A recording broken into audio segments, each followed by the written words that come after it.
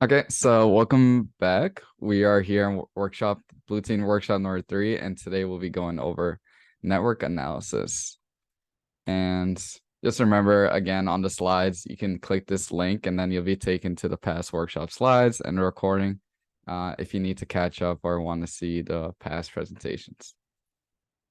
So now we're going to get into the very brief overview of network analysis. I'm going to be touching on a few topics, but I recommend if you really want to dive into this, even after the course, to research on more important topics, such as when I talk about TCP and UDP and the OSI model, as these come up in interviews quite often. So speaking of that, I'm going to get into TCP versus UDP and what are the main differences between both. So TCP stands for Transmission Control Protocol. And with this protocol, it checks for incoming packets. And since it checks for these packets, it is a bit slower.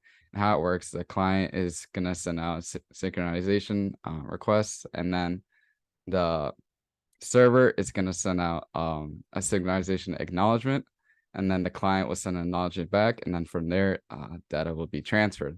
However, UDP doesn't really work like that, and it doesn't really care. It's kind of like your parents barging into your room. It just sends the request out, and then the client just responds to the server, and then from there, they're transmitting data. There's no checks or no acknowledgements, but the only caveat is TCP is slower and UDP is faster. But with these checks, you are going to see TCP more often.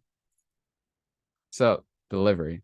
So TCP, think of it as like your childhood friend, Mike. He's reliable, and so is TCP. So when data is sent, an acknowledgement would be received that it was indeed received, like kind of when you fill out a form and you get that acknowledgement, hey, this form has been sent out to the center. And if it is not, you get that error message. It's like, error, this form has not been sent. Same with TCP. And Mike is even better. He's great. So even if you send or receive data out of order, that's okay. He can handle it and he'll be good. However, UDP is not really the same. So it's kind of like your roommate. They really don't care and they don't really give a crap. So whenever the data is available, it's going to send it. And if it's lost, then too bad. UDP itself can't detect lost packets, but you can with tools. Now, delivery continued. So if you want to think of communication between IPs, think of a house and a mailing system. So as every house has an address, when data gets sent between servers, there are specific ports that you need to send the data to. And each port has its own assigned function. And over here to the right, you can see the different types of services required and their common port numbers and the common service they provide. And as it goes, I can't talk English to someone who only knows Spanish. And it's the same with these ports. When you send data between each other, they can only understand the data that is sent to the specific port. So if I'm sending data to the SSH port, which is meant for the FTP, then it won't understand data, and your job that you want to send with it won't go through. Although the ports can always be changed and they can be assigned to different numbers. So just be aware of that too. These are not stagnant, as you'll see with future examples.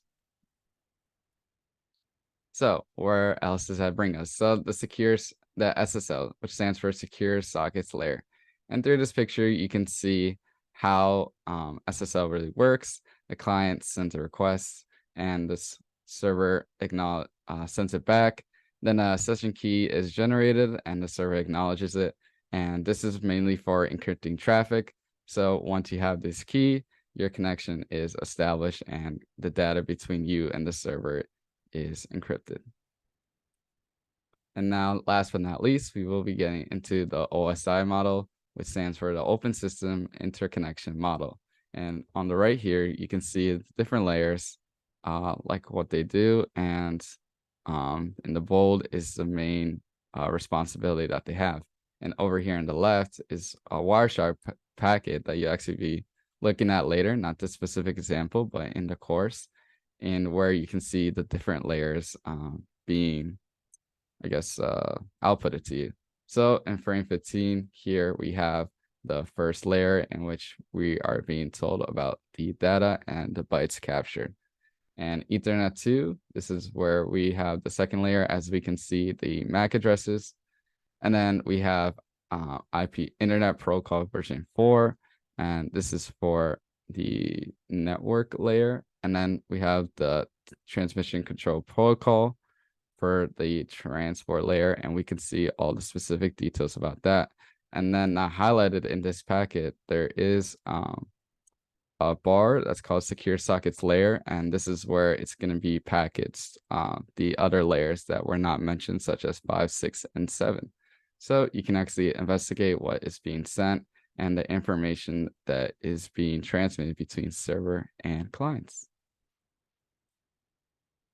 And that is about it for the brief network overview. I really want to emphasize in these overviews not to bore you or waste time. Just want to give you a quick introduction. And now I'll create breakout rooms real quick so you guys can work on the course for today. And let me know if you have any problems, just going back to the main room, and I'll troubleshoot with you.